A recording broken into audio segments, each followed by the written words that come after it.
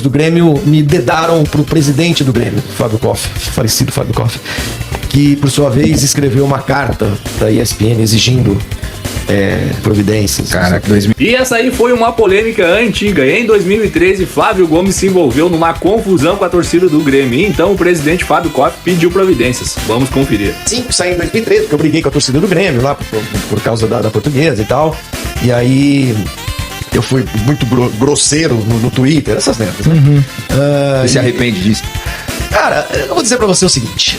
Eu lembro nessa época, eu bafafá do caramba. Foi porque o que aconteceu, pra quem não sabe, era um sábado à noite, eu tava em casa, vendo o jogo Portuguesa e Grêmio, e o Grêmio fez 2-0, o Portuguesa empatou o jogo. 2013, onde que a gente caiu? Sim. A gente caiu não, que empurraram a gente, né? Ladeira abaixo.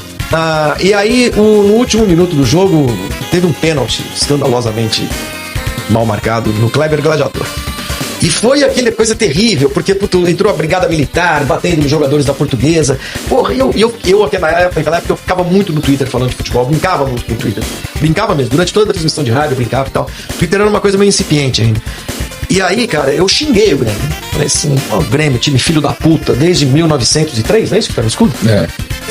Puto, né? Puto da cara. Foi isso. Aí, bicho. Aí veio uma onda de gremistas, né?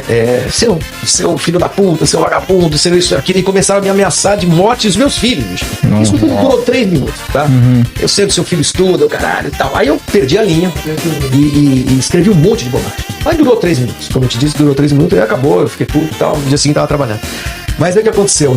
Alguns torcedores do Grêmio me dedaram pro presidente do Grêmio, Fábio Koff, falecido Fábio Koff, que por sua vez escreveu uma carta da ESPN exigindo providências. Caraca, 2013 já tinha cancelamento.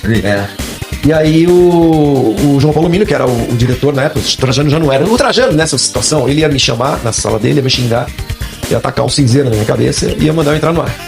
O Paulo Mino, um cara mais corporativo e tudo mais, ele acabou sucumbindo à pressão do Grêmio. Eu falei pra ele, porra, Paulo Mino, se a gente ficar se dobrando aí a gritaria de torcida, cara, nós não vamos a lugar nenhum. Não tô certo de fazer o que eu fiz, claro.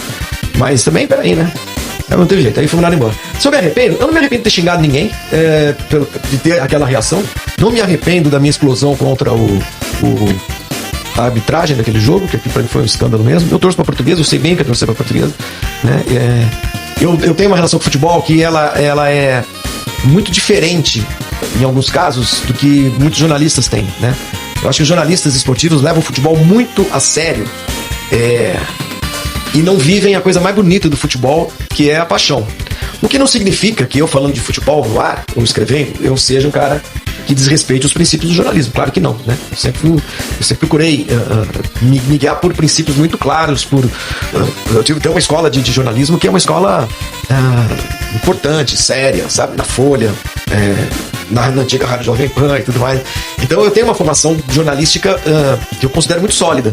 Mas eu tava na minha folga. E quando eu vou para um estádio, cara, quando eu vou para um estádio, na arquibancada, eu vejo jogo do meu time, eu não sou um repórter, um jornalista. Claro, todos nós. Eu sou um torcedor enlouquecido mesmo. E o Flávio Gomes se envolveu nessa polêmica aí antiga, né, 2013, mas pra te ver como já tinha cancelamento na época. Mas eu prefiro ainda o repórter identificado do que o isento. Pelo menos o identificado a gente sabe que ele torce pra um clube e ele tá falando isso pra sua torcida. Já o isento larga coisas no ar e a gente nem sabe o que ele tá falando, né? Mas infelizmente aí o Flávio Gomes perdeu o seu emprego na época, né?